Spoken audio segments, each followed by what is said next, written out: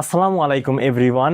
গতি অধ্যায়ে ঢাকা বোর্ড 2026 সালের গণং কোশ্চেনটা আমরা একটু লক্ষ্য করি যে গাড়িটির সমবেগে অতিক্রান্ত দূরত্ব নির্ণয় করো। এখন সমবেগ বলতে কি বোঝাচ্ছে, অর্থাৎ নির্দিষ্ট সময়ে যদি বেগের কোনো পরিবর্তন না ঘটে, অর্থাৎ ওই সময়টুকু গাড়িটি হচ্ছে একই বেগে চলছিল। এখন উদ্দীপকে আমাদের একটা গাড়ির হচ্ছে বেগ এবং হচ্ছে সময় এর লেখচিত্র দেওয়া আছে। এখন দেখো 5 থেকে 15 সেকেন্ডের মধ্যে গাড়িটির সময়ের সাথে সাথে বেগের মানের পরিবর্তন হয়েছে। তারপরে 15 থেকে 25 সেকেন্ডের এখানে বেগের মান সময়ের সাথে সাথে হ্রাস পাইছে। কিন্তু দেখো 25 থেকে 35 সেকেন্ডের মধ্যে বেগের কোনো পরিবর্তন হয় নাই, অর্থাৎ 25 থেকে 35 সেকেন্ডের মধ্যে গাড়িটি 6 মিটার পার সেকেন্ড বেগে চলছিল। দেখো তাহলে গ নাম্বার,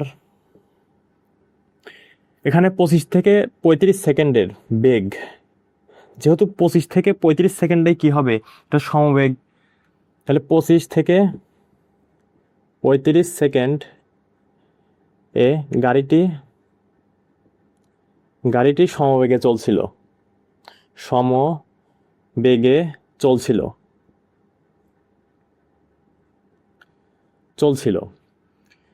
তাহলে সমবেগে চললে তার অতিক্রান্ত দূরত্ব নির্ণয় সূত্র হচ্ছে s = vt। এখন বেগ কত, 25 থেকে 35 সেকেন্ডের মধ্যে বেগ হচ্ছে কত বেগে চলছিল, 6 মিটার পার সেকেন্ড। তাহলে 6 গুণন 25 থেকে 35-এর মধ্যবর্তী সময়ের ডিউরেশন কত, 10 সেকেন্ড। তাহলে 6 10 60, অর্থাৎ 60 মিটার। তাহলে সমবেগে অবস্থায় গাড়িটি 60 মিটার দূরত্ব অতিক্রম করে। ক্লিয়ার? তারপরে আমরা আসছে ঘনং কোশ্চেনে।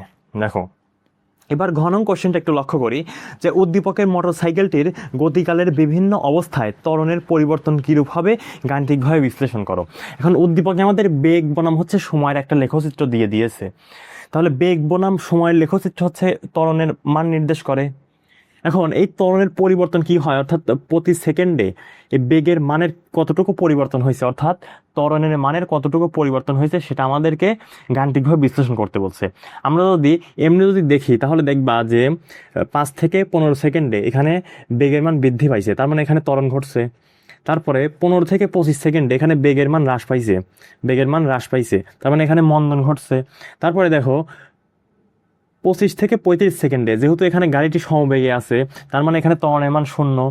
তারপরে 35 থেকে 40 সেকেন্ডে এখানে আবার কি বেগের মান আবার বৃদ্ধি পাইছে, তার মানে এখানে ত্বরণ ঘটছে।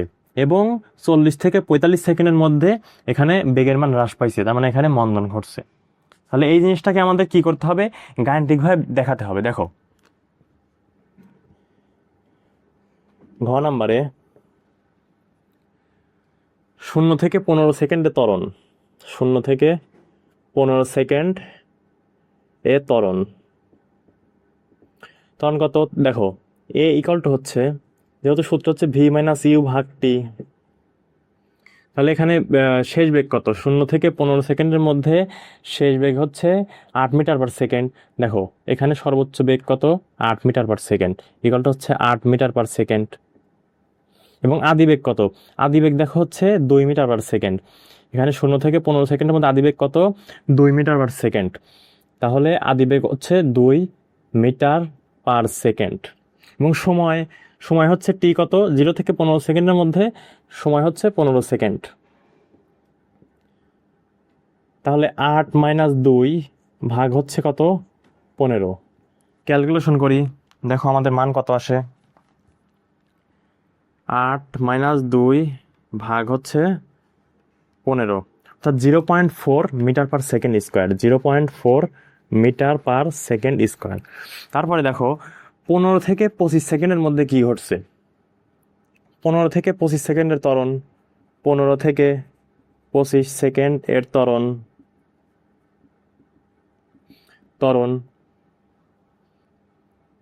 এ ইকুয়াল টু হচ্ছে, দেখো 15 থেকে 25 সেকেন্ডের মধ্যে বেগ কত হবে, 15 থেকে 25 সেকেন্ডের মধ্যে শেষ বেগ হচ্ছে এখানে 6 metre per second, 6 metre per second.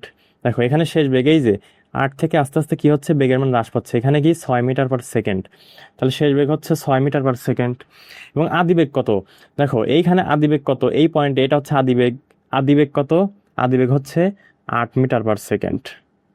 এবং সময় কত, ডিউরেশন হচ্ছে 15 থেকে 25 সেকেন্ডের ডিউরেশন হচ্ছে, সময় হচ্ছে 10 সেকেন্ড।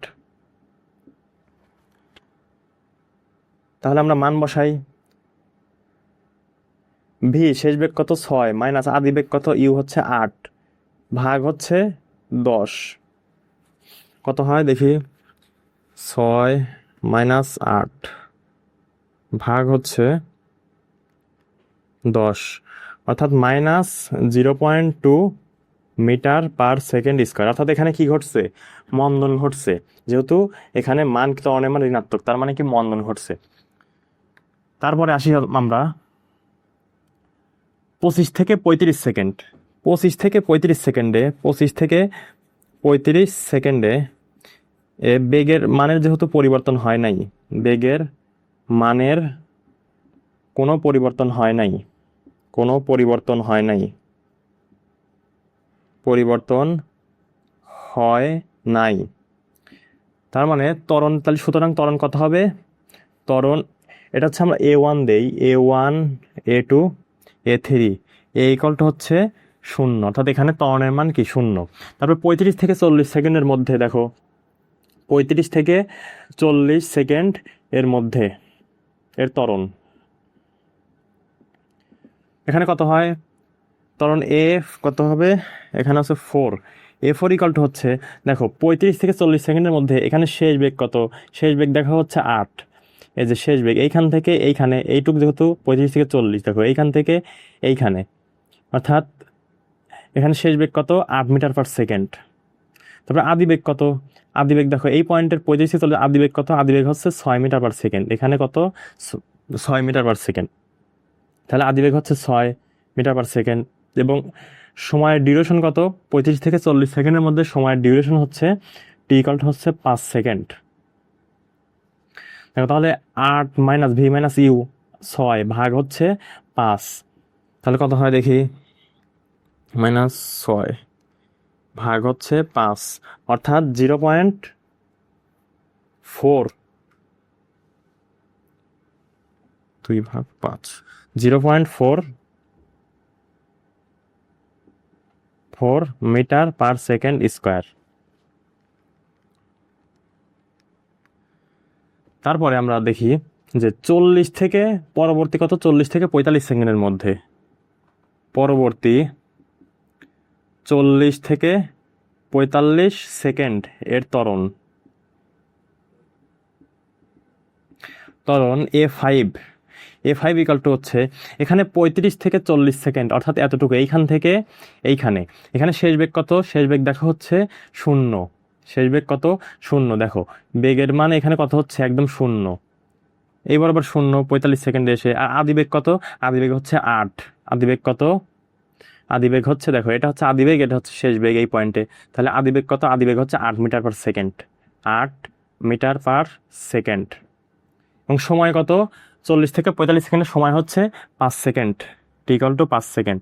তাহলে আমরা মান বসাই, 0 মাইনাস হচ্ছে কত, ইউ হচ্ছে আদি বেগ হচ্ছে 8 ভাগ হচ্ছে 5, তাহলে কত হয় 8 ভাগ হচ্ছে 5, অর্থাৎ -1.6 মিটার পার সেকেন্ড স্কোয়ার।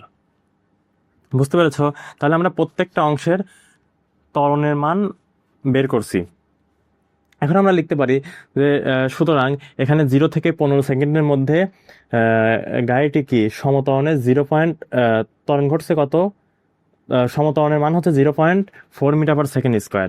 তারপরে 15 থেকে 25 সেকেন্ডের মধ্যে এখানে সমমন্দন ঘটছে, মান কত, -0.2 মিটার পার সেকেন্ড স্কোয়ার। এবং 25 থেকে 35 সেকেন্ডের মধ্যে বেগের যেহেতু কোনো পরিবর্তন হয় নাই, তার মানে এখানে ত্বরণের মান কি 0।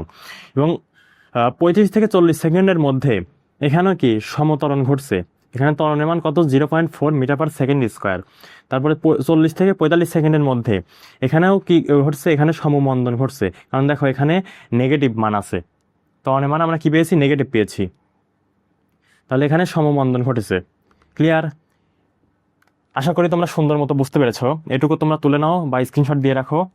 আজকের মতো এতটুকুই থাকবে। আমাদের এই ক্লাসটি যদি তোমাদের ভালো লেগে থাকে তাহলে অবশ্যই আমাদের এই চ্যানেলটি সাবস্ক্রাইব করবে এবং এই ক্লাসটি সম্পর্কে তোমার যে কোনো মতামত এই ভিডিওর কমেন্ট বক্সে জানাতে পারো। ধন্যবাদ। আসসালামু আলাইকুম।